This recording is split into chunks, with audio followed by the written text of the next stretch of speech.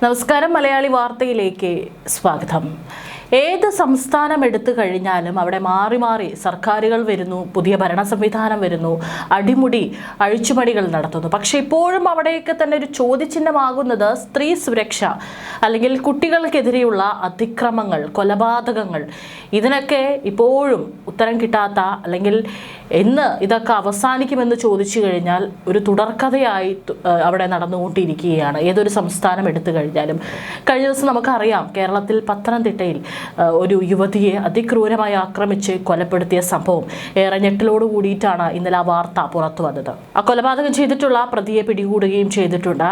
ഈ ഒരു വേളയിൽ തന്നെയാണ് ഉത്തരേന്ത്യൻ സംസ്ഥാനങ്ങളിലും ക്രമസമാധാനം പൂർണ്ണമായും തകരുകയും ക്രിമിനലുകൾ അഴിഞ്ഞാടുകയും ചെയ്യുന്നു എന്നതിന്റെ തെളിവായി ബീഹാറിൽ നിന്നും മനുഷ്യ മനസാക്ഷിയെ മരവിപ്പിക്കുന്ന ഒരു ക്രൂര വാർത്ത പുറത്തു വന്നിരിക്കുന്നത്. ബീഹാറിലെ ബെഗുസാരയിലാണ് രാത്രിയിൽ വീട്ടിൽ അതിക്രമിച്ചു കയറിയ 5 അംഗ സായുധ സംഘം ഒരു യുവതിയെ ക്രൂരമായി ബലാത്സംഗം ചെയ്ത സംഭവത്തിന്റെ കൂടുതൽ വിവരങ്ങളാണ് പുറത്തു വരുന്നത്.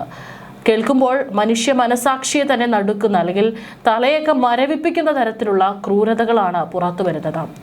ഭർത്താവിനെ മുറിയിൽ പൂട്ടിയിട്ട ശേഷമായിരുന്നു മൃഗങ്ങളെ പോലും നാണിപ്പിക്കുന്ന തരത്തിൽ ഇവർ യുവതിയെ വേട്ടയാടിയിരിക്കുന്നത്.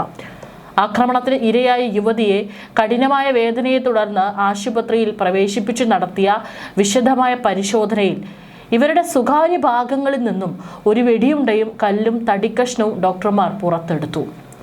ജൂൺ 11 ചാഗിയ പോലീസ് സ്റ്റേഷൻ പരിധിയിലാണ് രാജ്യത്തെ തന്നെ ഞെട്ടിച്ച ഈ ക്രൂര സംഭവം അരങ്ങേറിയത്. തനിക്ക് നേരിട്ട ദുരനുഭവം യുവതി മാധ്യമങ്ങളോട് വെളിപ്പെടുത്തിയിട്ടുണ്ട്. ഇതെല്ലാവരെയും നടുക്കുന്നതാണ്. രാത്രി 11:30 ശുചിമുറിയിൽ പോയതായിരുന്നു യുവതി. ഈ സമയം വീട്ടിൽ അതിക്രമിച്ചു കയറിയ സംഘം യുവതിയുടെ ഭർത്താവിനെ മുറിയിൽ പൂട്ടിയിടുകയും ശുചിമുറിയിൽ നിന്ന് തിരിച്ചെത്തിയ യുവതിയെ ആക്രമിക്കുകയായിരുന്നെന്നാണ് യുവതി നൽകിയ മൊഴിയിൽ പറയുന്നത്. ആക്രമണകാരികൾ വീടിന് പുറത്തുള്ള ഒരു വിജനമായ സ്ഥലത്തേക്ക് കൂട്ടിക്കൊണ്ടുപോയി ബലാത്സംഗം ചെയ്തതായും അതിജീവിത പറയുന്നു. ബഹളം വയ്ക്കാൻ ശ്രമിച്ചപ്പോൾ അവർ ബ്ലേഡ് ഉപയോഗിച്ച് നെഞ്ചിലും തുടയിലും വരഞ്ഞുവെന്നും യുവതി പറഞ്ഞു.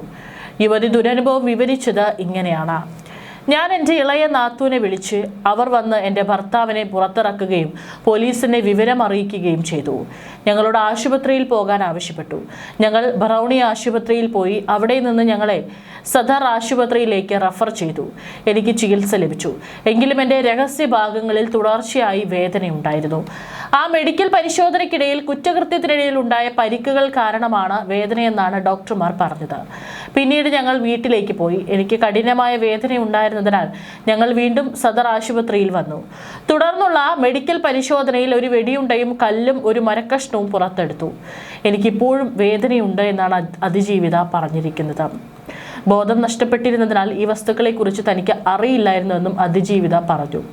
തനിക്ക് നേരെ ഇത്തരം ഒരു ആക്രമണം ഉണ്ടാകുന്നത് ഇതാദ്യമല്ലെന്നാണ് യുവതി വെളിപ്പെടുത്തിയിരിക്കുന്നത്. 3 മാസം മുമ്പും 3 ക്രിമിനലുകൾ തന്റെ വീട്ടിൽ അതിക്രമിച്ചു കയറി മർദ്ദിക്കുകയും ലൈംഗികമായി ഉപദ്രവിക്കാൻ ശ്രമിക്കുകയും ചെയ്തിരുന്നു. അന്ന് വീട്ടിലുണ്ടായിരുന്ന പണവും ആഭരണങ്ങളുമായിട്ടാണ് അവർ കടന്നു കളഞ്ഞത്.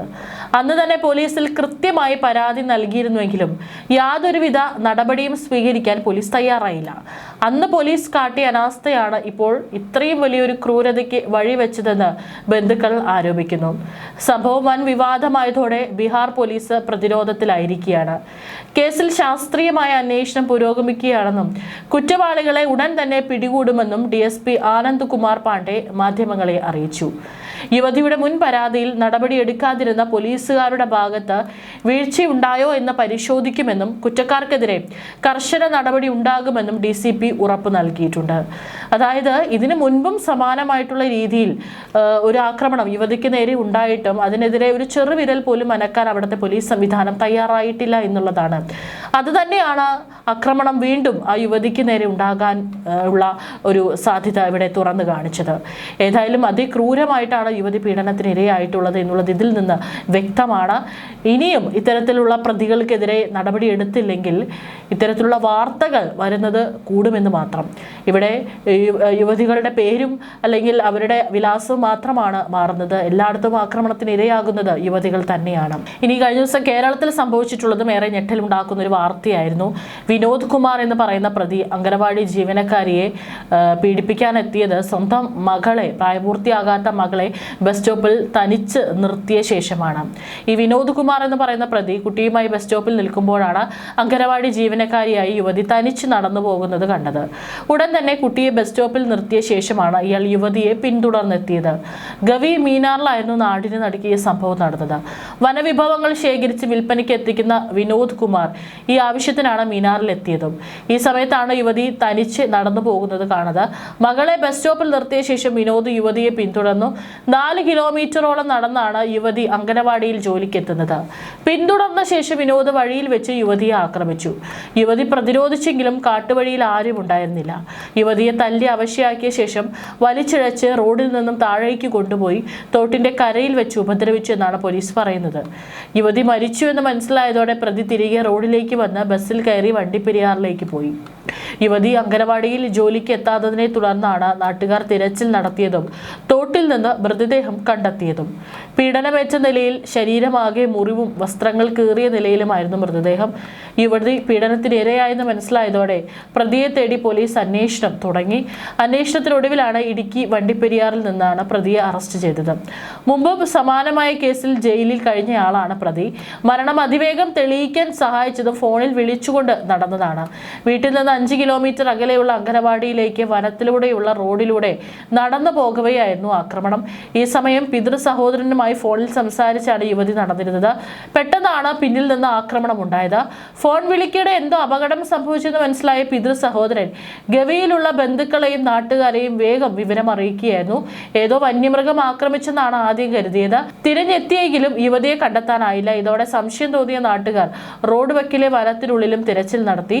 സ്ഥലവാസികളും KFDC ഉദ്യോഗസ്ഥരും വനപാലകരും ചേർന്ന് നടത്തിയ തിരച്ചിലിൽ ഗവി മീനാർ റോഡിൽ 3 ഷെഡിന് സമീപം റോഡിൽ നിന്നും 40 മീറ്ററോളം അകലെ ഗവിയാർ തോടിനോട് ചേർന്നാണ് മൃതദേഹം കണ്ടെത്തുകയായിരുന്നു. തലഭാഗം വെള്ളത്തിലും ഉടൽ കരയിലുമായ നിലയിലായിരുന്നു. പിന്നിൽ നിന്ന് ആക്രമിച്ച ശേഷം റോഡിൽ നിന്ന് വലിച്ചു മാറ്റിയെന്നാണ് പ്രാഥമിക നിഗമനം. കൊലപാതകമാണെന്ന് ബോധ്യപ്പെട്ടതോടെ യുവതി നടന്നു പോകുമ്പോൾ വഴിയരികിൽ നിന്നിരുന്ന വിനോദ് കുമാറിലേക്കും സംശയം നീണ്ടു. ഇയാൾ പത്തനംതിട്ടയിൽ നിന്ന് ഗവി വഴി കുമളിയിലേക്കുള്ള KSRTC ബസ്സിൽ ഒരു കുട്ടിയുമായി കയറുന്നതും നാട്ടുകാർ കണ്ടിരുന്നു. തുടർന്ന് വള്ളക്കടവ് ചെക്ക് പോസ്റ്റിൽ വിവരം അറിയിച്ചു. വിനോദ് കുമാറിനെ പിടികൂടുകയായിരുന്നു. പട്ടാപകൽ പോലും സുരക്ഷിതമായിട്ട് റോഡിലൂടെ യുവതികൾക്ക് സഞ്ചരിക്കാൻ പോലും സാധിക്കാത്ത ഒരു സാഹചര്യമാണ് ഇപ്പോൾ ഉള്ളത് എന്നുള്ളത് ഏറെ നടുക്കത്തോടെ തന്നെ പറയേണ്ടിയിരിക്കുന്നു.